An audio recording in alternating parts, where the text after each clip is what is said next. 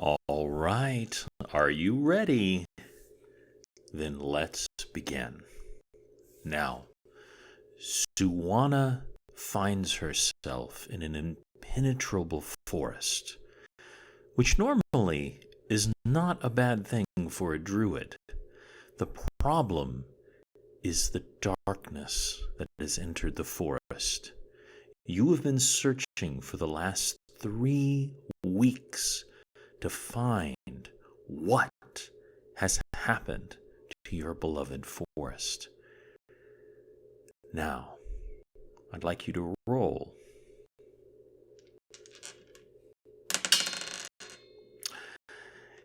You got a 4. So, unfortunately, it is still a mystery to you what is going on. As you pick your way through the forest, you catch your foot on a root.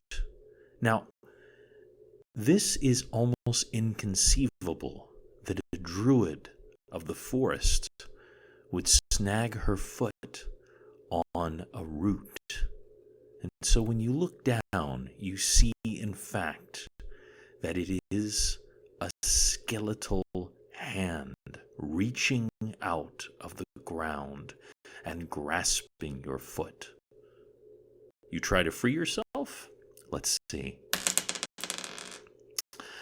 Unfortunately, that is an 8, and while you are quite dexterous, that is not going to do it.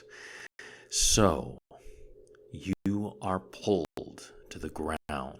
As you are, you see a creature pull itself out of the ground.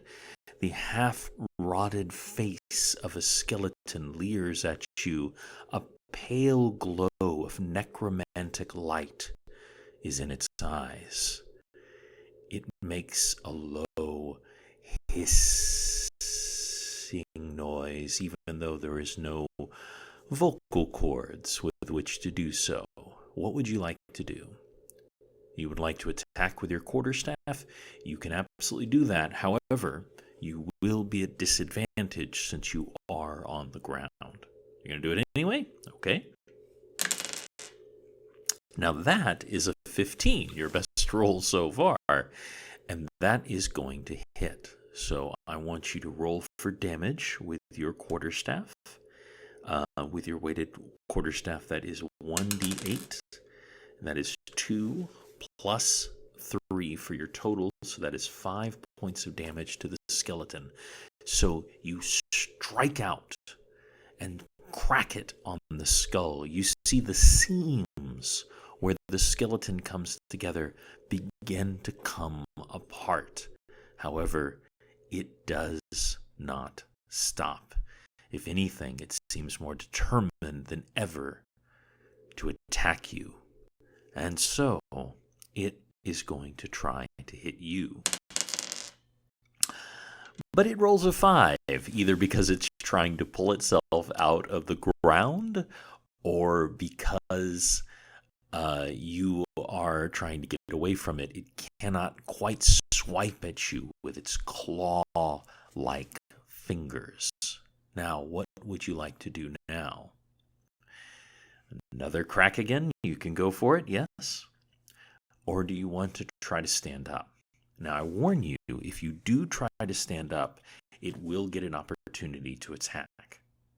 You're going to try again from the ground? Okay. That is another 4.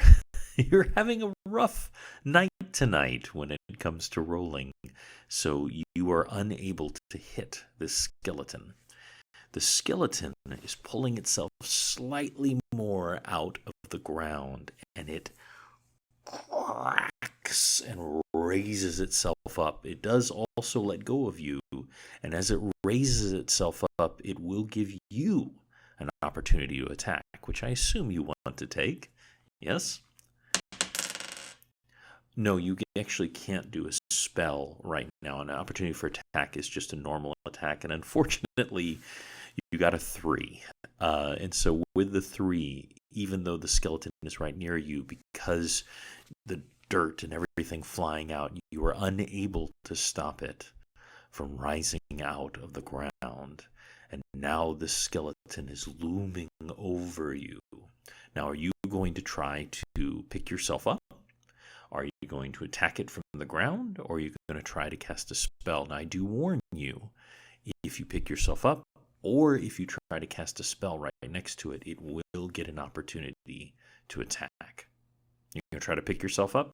Okay, it's going to try to hit you.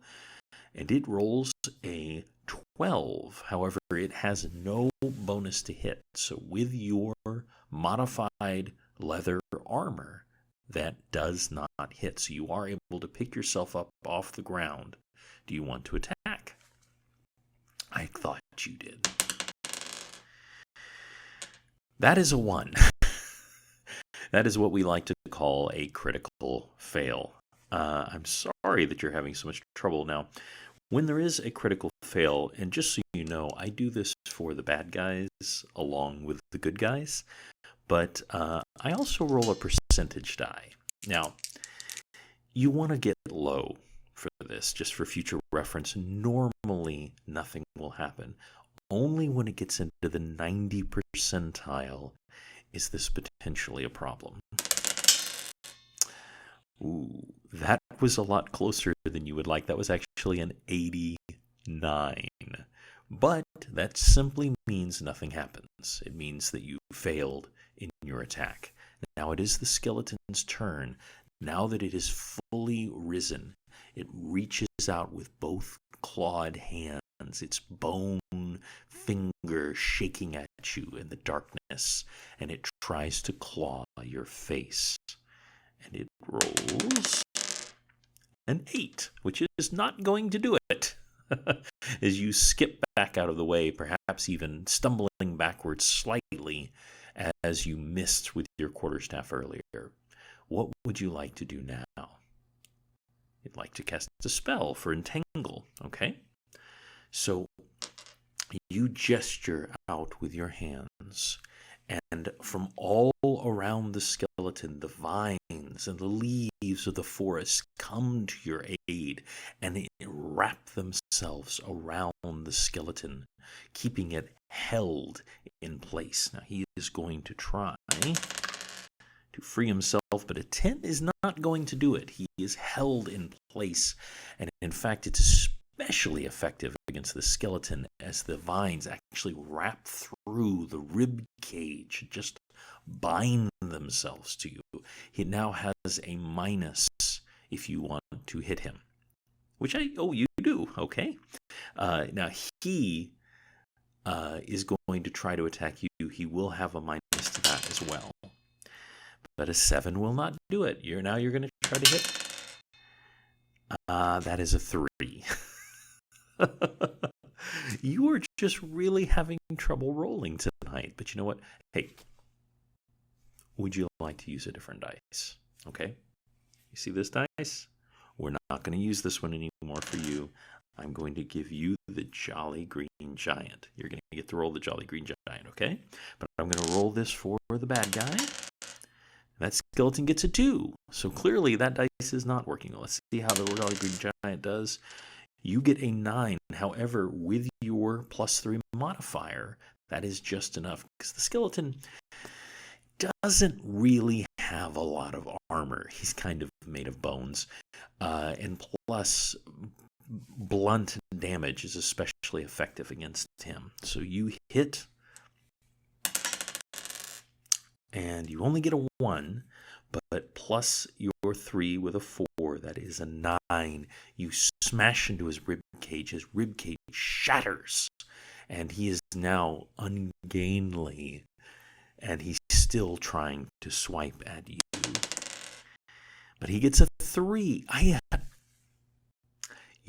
don't know if I have ever seen such low rolls so many times in a row. This is incredible. Your turn. You hit with your quarterstaff. A 15 is going to hit. Unfortunately, another 1. However, that was 9 before, plus the other 3, plus 1, plus 4. That is 13 damage, and you smash the skeleton. The energy animating it through necromancy becomes unbound, and it falls to the ground in a heap amidst the vines that you would cast around it. Now, please take note that you have used one spell today with that entangle spell. Now, is there anything that you'd like to do? You'd like to search the corpse? Well, that's perfectly fine.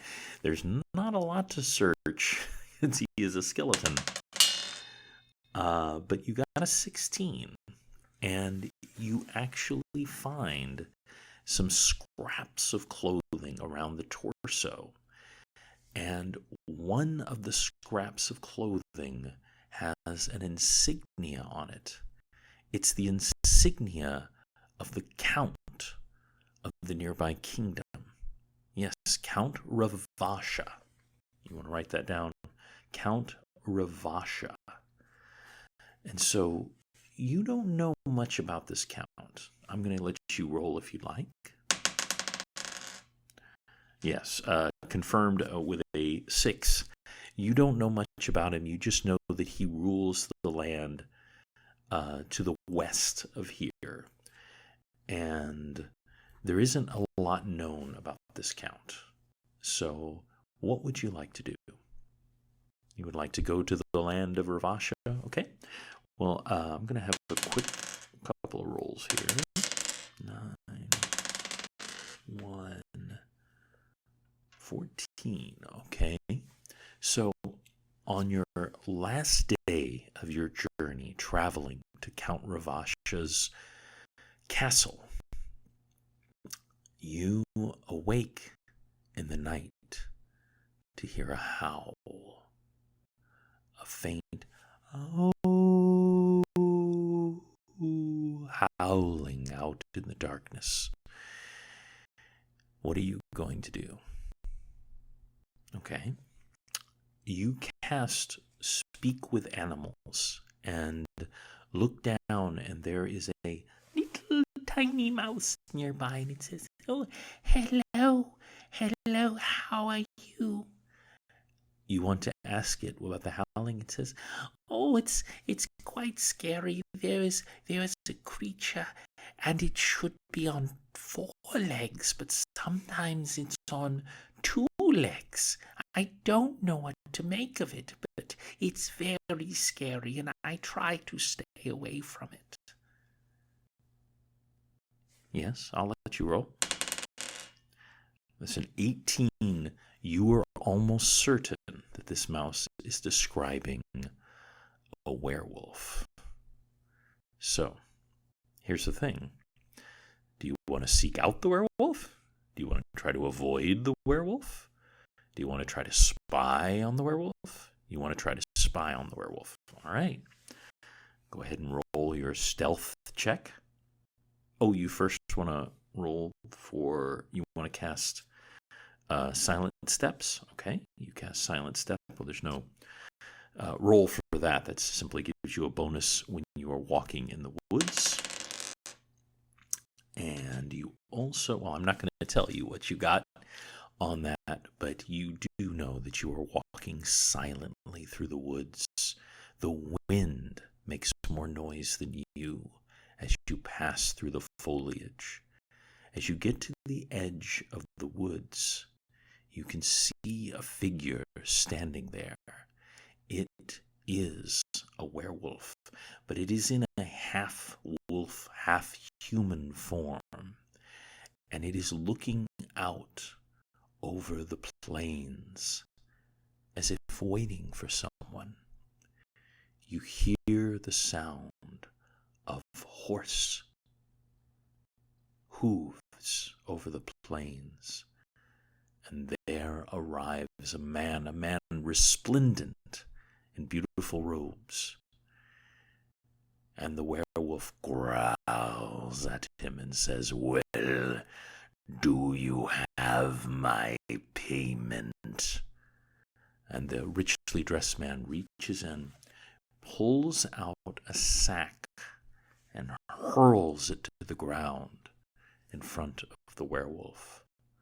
The werewolf leaps down, snatches it open, and gnaws and eats at something that you can't quite make out in the moonlight. Do you want to try to get closer to see it? Well, it's probably wise to stay where you are right now. It eats it, and then it sighs and says, "Soon I will have the power to destroy my brethren. But I need more. I need the heart of the princess."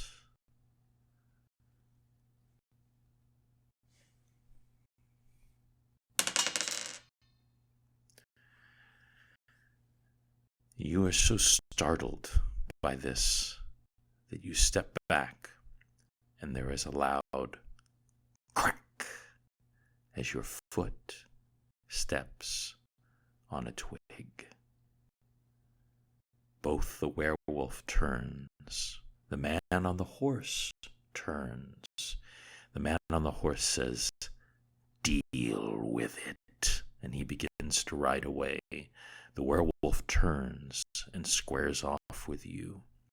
And do you know what that means? It's time for Zuana, druid of the forest. I need you to roll for initiative.